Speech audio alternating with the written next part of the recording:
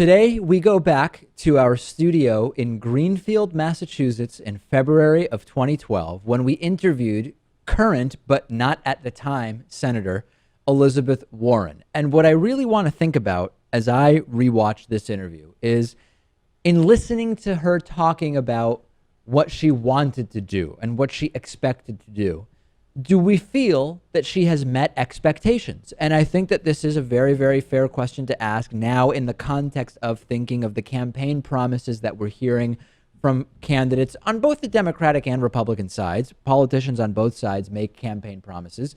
How do we feel about Elizabeth Warren specifically with regard to what she said in this interview with me before being elected senator, U.S. Senator from Massachusetts, to what she has been able to do as U.S. Senator from Massachusetts? And of course, we have to consider that one senator alone can't get things passed. One senator alone is one of 100 votes. Let's contextualize it in that way. But let's think about when we hear campaign promises made from politicians now, what are the odds that any of their campaign promises or ideas or goals will eventually be made into policy in the real world? So we go back to February of 2012, my interview with Elizabeth Warren. Elizabeth Warren is running for Massachusetts Senate, hopefully to replace Scott Brown. It's great to see you, great to have you in our studio. I think a good place to start would be looking at the last race, which Scott Brown won. And not to rehash old campaigns, but I think people were so confused about Martha Coakley's loss that without an understanding about what exactly happened there, it may be hard to run a successful campaign. So when you look back at that, I mean, what's your thought about what went wrong? Was it the wrong candidate, the wrong strategy? Was Scott Brown simply more appealing to voters? How do you see it? Well, you have to remember, it was a very, very short general election. You know, all of the time was consumed in the primary, while Democrats were positioning themselves against each other, lots of talk, and then just a very short sprint in the general election. So Scott Brown, in many ways, just kind of appeared out of nowhere. You know, it's not like he had been a star in the state Senate, you know, a real voice around Massachusetts. It was all entirely new. And so I think the single biggest thing you can say about it is it was a huge surprise. And that's not going to happen this time. But who was surprised? I think everyone was surprised. I mean, I think that's the whole point. It was that he kind of burst onto the scene. And my sense is, I certainly wasn't part of it, but my sense is that others in the Democratic Party were just really surprised by this. And kind of by the time they knew they had a really hard challenger, you know, time was running out. So you think that Martha Coakley didn't have enough time to put together a winning strategy per se? I mean, I'm trying to kind of describe it. No, I'm describing it differently. Look, let me say it this way. Yeah. I go into this race knowing I'm running against an incumbent, knowing I'm running against somebody who started out with a $10 million war chest when I didn't have a penny, knowing that it's someone who has virtually 100% recognition in the state and is generally regarded, you know, most people think he has fairly high positive ratings. None of those three things were true in the last election. And so knowing that that's who you're running against from the very first day and that it's going to be a campaign that's a full year long, that's just a very different campaign from the last time.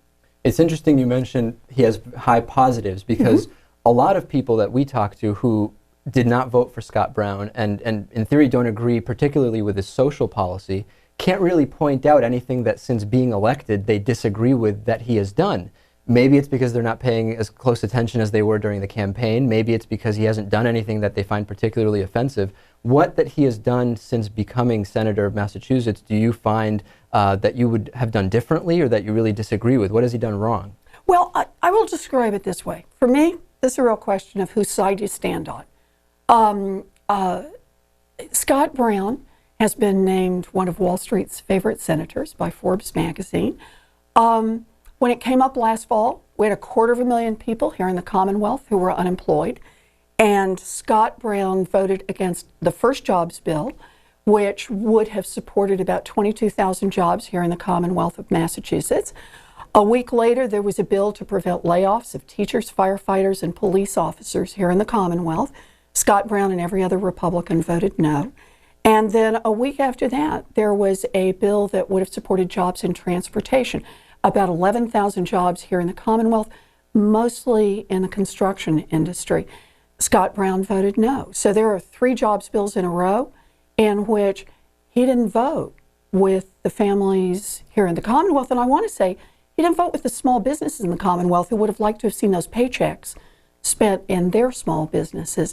Instead, every one of those would have meant a very small increase in taxes on people making $1 million or more.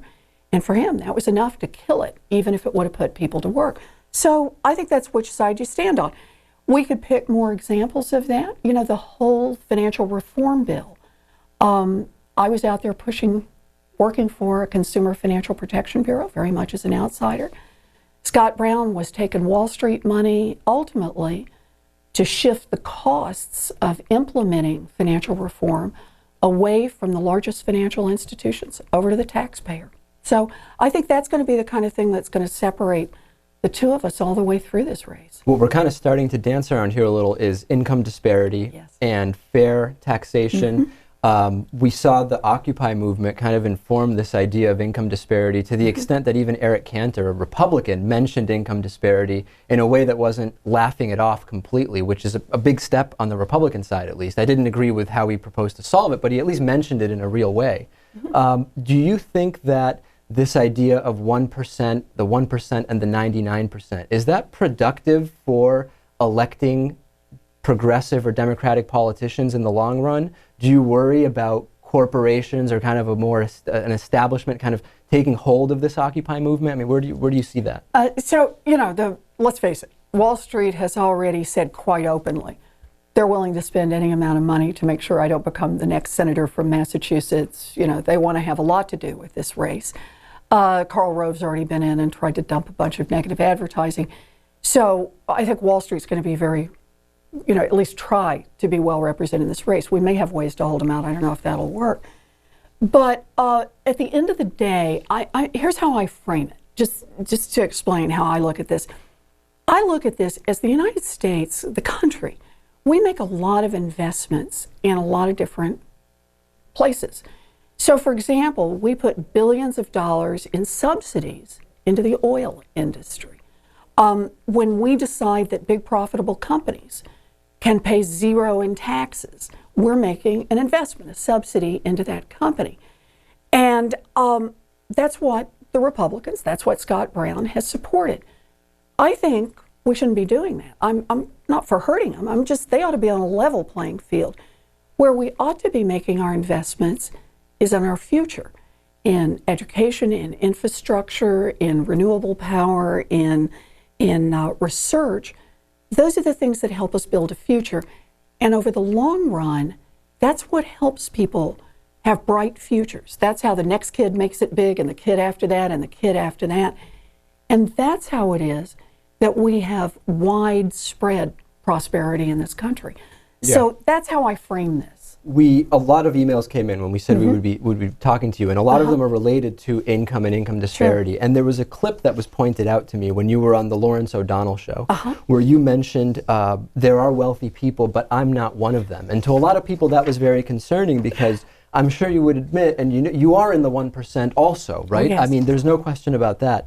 Do you understand the frustration sometimes from voters when they say, well, the difference between Mitt Romney with a $250 million net worth and Elizabeth Warren around $14.5 million net worth? Not the right number, but okay. Okay, well, what is there a right number? So let me just do this. The clip was not the whole sentence, and this was just, you know, I'm going to claim grammatical error. I had the modifier in the wrong place.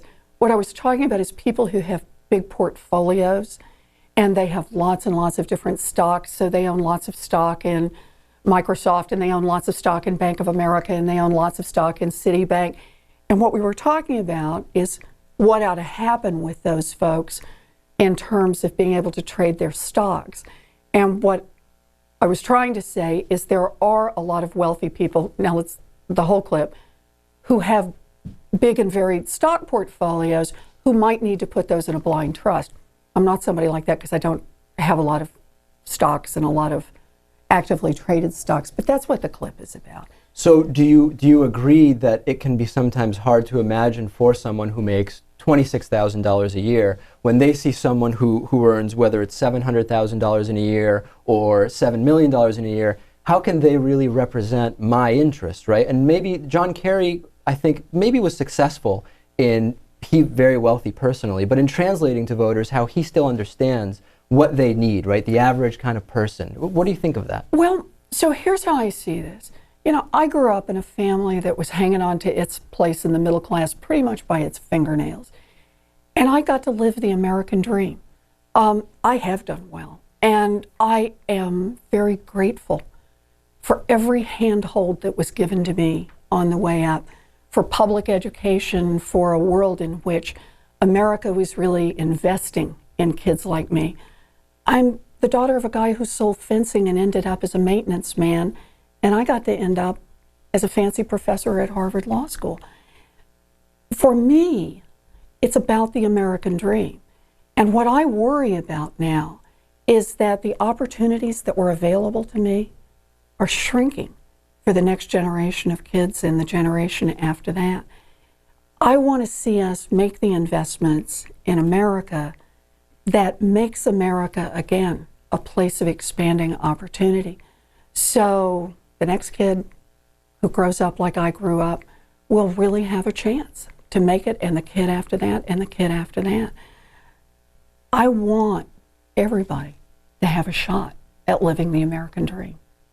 I know you have to go soon. I want to get to a few audience questions that were Sure. sent in. Some of these should be pretty straightforward. Edward, will you try to get rid of the Defense of Marriage Act? Oh, high on my list. I got to tell you, just so you understand this, the Defense of Marriage Act is when the United States government goes out of its way to say, across the board, we let the states determine how they feel about marriage, and then federal law, just, you know, tax law and and so on will just depend on that. And Defense of Marriage Act affirmatively says we're going to discriminate against some of our citizens. I think that is profoundly wrong. And yes, I would be honored to have the opportunity to lead the charge. Xander wants to know Houston Rockets versus Boston Celtics. Where do you stand now? I know that's a paramount issue now. I know. I've lived in Boston now, though, for 20 years, and you know, I'm married to a man who bleeds green. So the Celts are the team. Okay, well, I have so many more. Maybe next time. Elizabeth Warren, really great to see you today, and thanks for coming in. It's so nice to see you. Thank you. Great, thank you. Take care.